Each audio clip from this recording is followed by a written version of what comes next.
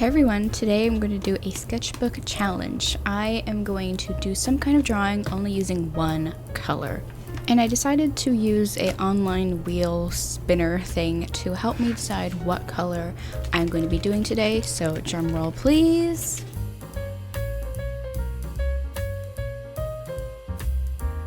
And it landed on purple. What a beautiful color. So let me gather all of my purple materials. We got different kinds of markers, a couple of colored pencils, and I will also be using some watercolor since that also has a bunch of beautiful purples as well. And I'm also allowing myself to use black and white.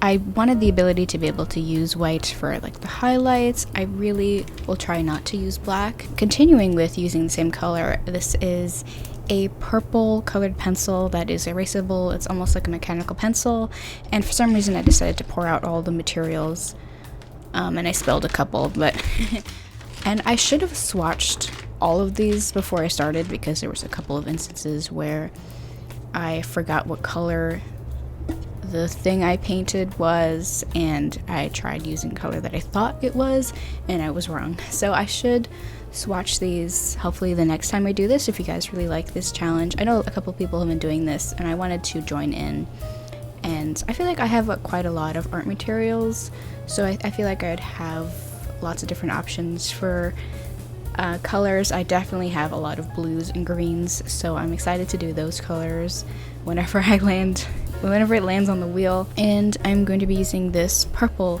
pencil slash colored pencil, mechanical colored pencil almost, to do a drawing. This is some like cool clothing. I really didn't know what color, what like thing I wanted to draw, but this was like one of the first images I saw on my Pinterest feed with, you know, this like vest and some curly hair, so I was like, love it. And I think it also allowed me to just like do several colors of different shades of purple. And if you love purple, you're in luck because the digital wallpapers that I made for the month of July are very purpley. Join my Patreon for access to all of the past month's wallpapers and lots of exclusive content every single month. Link is in the description. Okay, back to the video. Looking at my swatch sheet from my alcohol markers, I'm going to be using this dark, really dark purple. This color is called aubergine, which is eggplant. So it's like a really dark purple to do some of the dark areas of the hair that I saw, and I'm leaving several areas blank so that I can fill that with a different color. I like to start with the darks to lights so that I can leave those empty spots for where the highlights should go, like so. I like to draw the dark areas first, and that helps me like blend out into the lighter areas. I'm going to be using Shuttle Art acrylic markers as well. We have Prismacolor colored pencils here, some Tombow markers, Ohuhu alcohol markers, and these Shuttle Art acrylic paint markers that I have been recently really loving. And there is like 4 or 5 purples in this set. One of them is almost pink, but it was in the same area as the purple, so I just kind of picked it up and I was like, oh yeah, this looks like purple, but it's more magenta than purple, but I feel like that's still in the range. I mean, I really tried not to like go for pinks, and unfortunately this whole marker was completely dried out. I don't know why or what happened, but I swear I only used it a few times, and I feel like I barely used it and it just completely dried out. I was really upset about it.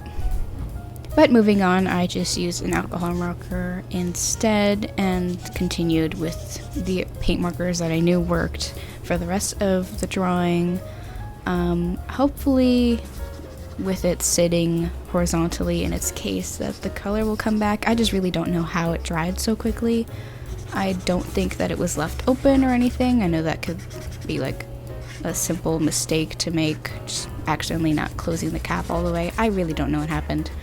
But anyway, using this lilac to do the shirt that they're wearing underneath the vest, and then a different dark purple, like a violet, to do the tie. And I had a lot of fun just like picking any purple that I saw here that I had found amongst all my art supplies. It was just fun to just pick a random color and just go with it. I don't there's like, I feel like there's a lot less pressure to like decide what colors look nice together. But with this, I just picked any purples and I just went for it. So I had a lot of fun doing this. It's very relaxing to do because, like I said, not much pressure. And I swear this color says that it's vivid purple. It looks like very pink red, but like you saw the cap, it looks purple, and the name is vivid purple or something along those lines. So I grabbed what looked like purple and whatever was named purple. Again, like this looks more pinky, but I don't know. I hope this is an exception. I feel like I'm really like, oh my god, I'm breaking the rules and I'm using a different color. But it's not serious. It's just a fun color challenge to do in your sketchbook, to boost your creativity and just to have fun.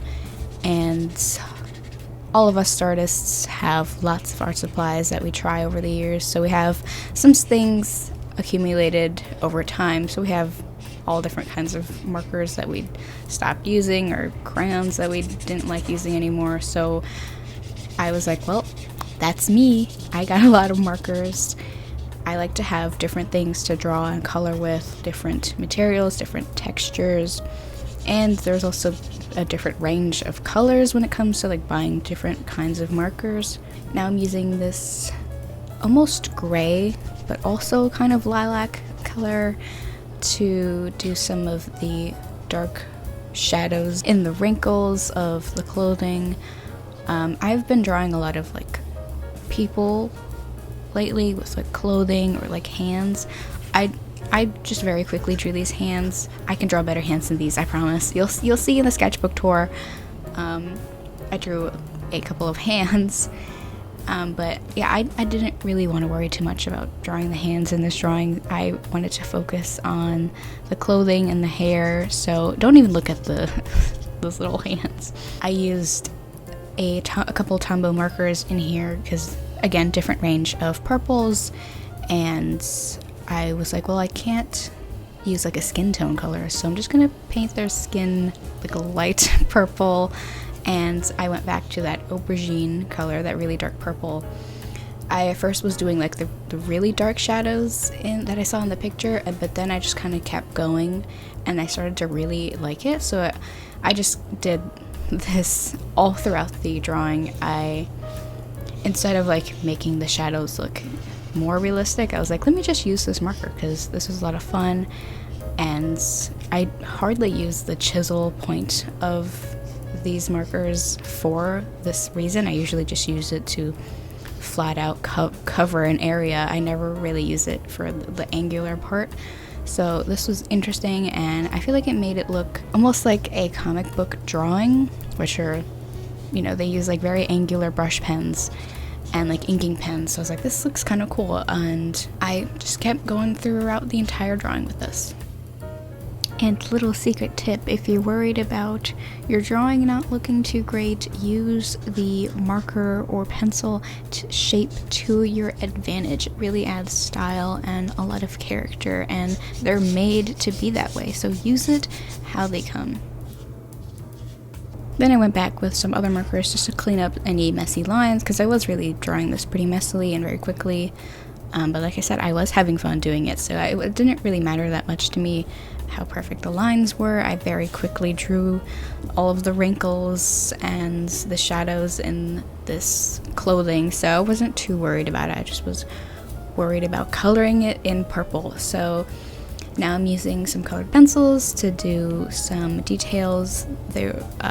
This like dress shirt had a lot of lines on it, so I thought it'd be fun to draw all the lines amongst all of the wrinkles. It's not perfect, but if you squint, you can't even tell. I feel like I use that excuse too much. Like, if you squint, it doesn't look bad. Don't worry about it. Then I use this lavender color. It's actually called lavender. You can see it there on the marker.